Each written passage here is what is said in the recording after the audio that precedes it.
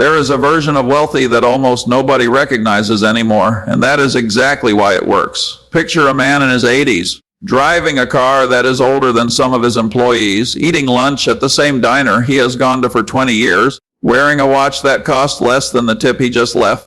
Nobody in that diner has any idea he could buy the building they are sitting in and not notice the money leave his account. That man is not a hypothetical. That was Charlie Munger, and the strange part is not that he had the money to live differently.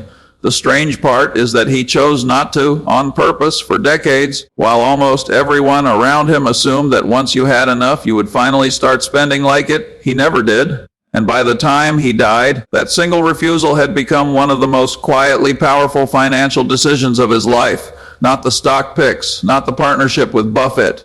The refusal to let his spending catch up to his net worth.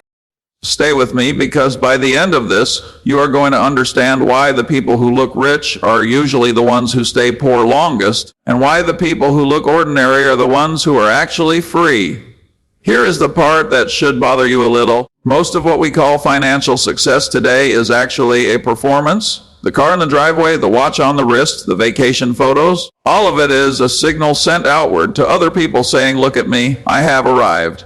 But Munger spent his whole life building something that sent no signal at all. His wealth existed almost entirely for himself and the people he cared about, not for an audience. And once you understand why he did that, you start to see the signaling problem everywhere else in your own life in ways that are quietly draining you right now. Let's go back to where this actually started, because it did not start with money. It started with a decision about identity made long before Munger had anything close to real wealth. In his younger years, working as a lawyer in Los Angeles, he was already surrounded by men who spent aggressively to look successful. Bigger houses, bigger cars, the kind of lifestyle that announces itself the moment you walk into a room. Munger watched this closely, and what he noticed was not admiration. It was something closer to suspicion. He began to see a pattern that most people never articulate, even though they feel it. The men spending the loudest were very often the ones under the most financial pressure behind closed doors. The spending was not proof of security. It was frequently a mask for the absence of it. This is where the first real idea comes in, and is one of the most underrated tools Munger ever gave people, even though he rarely stated it as directly as I am about to. Spending is not neutral. Every dollar you send outward to build an image is a dollar that stops compounding for you permanently. It does not just disappear once. It disappears every single year it would have grown for the rest of your life. A single expensive decision made at 30 does not cost you that amount at 30. It costs you that amount multiplied by every year of growth between then and the day you die. Most people never do that math because the math is uncomfortable. And comfort is exactly what advertising is designed to sell you instead of numbers. Now here is where it gets interesting, because Munger did not just avoid this trap through willpower. He avoided it through a mental shift that made the whole problem disappear. He stopped measuring his life against other people's spending and started measuring it against his own future compounding. Think about what that actually means for a second. Most people compare themselves sideways to the neighbor, the coworker, the family member who just bought something new. Munger trained himself to compare forward instead, to the version of his own life 10, 20, 30 years ahead. And when you compare forward instead of sideways, spending money to impress someone standing next to you today starts to look almost insane, because that person will not remember it in 5 years, but your future self will absolutely feel the absence of that money for decades. This is the part where I need to tell you something that might sting a little, because it stung me the first time I really understood it. If you are currently spending in a way designed to be noticed, you are not paying for the item. You are paying rent on someone else's opinion of you, and rent, by definition, never ends. You keep paying it upgrade after upgrade, because the moment you stop, the image starts to fade. And fading images create a very specific kind of anxiety that keeps people spending long after the joy of the purchase is gone. Munger avoided this trap so completely that people who met him for the first time were sometimes visibly confused. They expected billionaire. They got a man who looked like he ran a small hardware store. But here is the twist, and this is where the story stops being about frugality and starts being about something much bigger. Munger was not cheap in the way people usually mean that word. He was not hoarding money out of fear or anxiety. He gave away enormous sums quietly to causes he actually believed in, particularly education and libraries, without needing credit or attention for it. This is the detail almost nobody talks about, and it completely reframes everything I just told you. His restraint on personal spending was never about scarcity.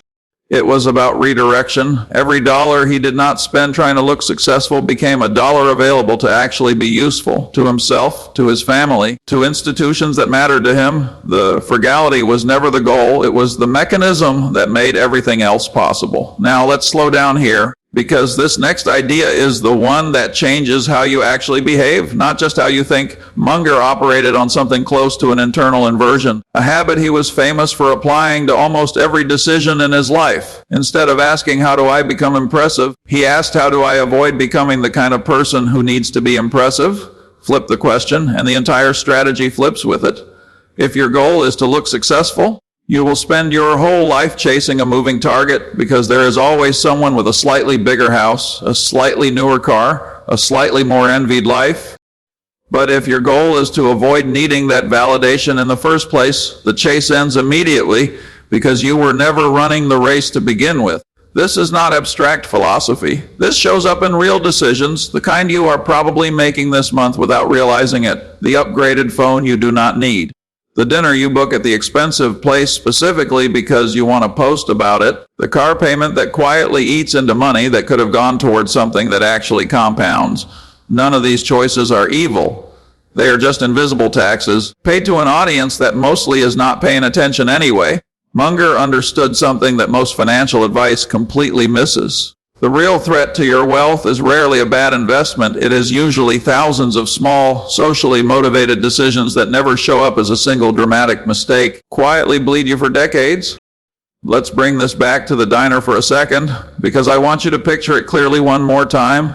An old man in a plain jacket, ordering the same meal he always orders, completely unrecognized by the people around him. That image is not sad. It is the opposite of sad. That man had already won a game that most people do not even realize they are losing. He was not performing wealth for a room full of strangers who would forget him in 5 minutes. He was living inside a decision he made decades earlier, one that most people never get to make because most people never even notice they had the choice. Here is the question I want you to sit with, because it is the one that actually matters once this video ends. Not how much money do you have, not how much money you want, but this. Who exactly are you spending for right now? Is it future you, the one who benefits every single year from money left alone to grow? Or is it a room full of people who will not remember what you bought by next month? Munger figured out the answer to that question early, and he never let it slip all the way to the end. That single habit, more than any stock pick, more than any partnership, is the part of his legacy that is actually available to you starting today. Whether you have $10 or 10 million, if this shifted something in how you think about your own choices, stay around, because there is a lot more of his thinking worth understanding, and the next idea builds directly on this one. Subscribe if you want to keep working through it with me. The real wealth was never the number in the account. It was the freedom of never needing anyone to know it was there.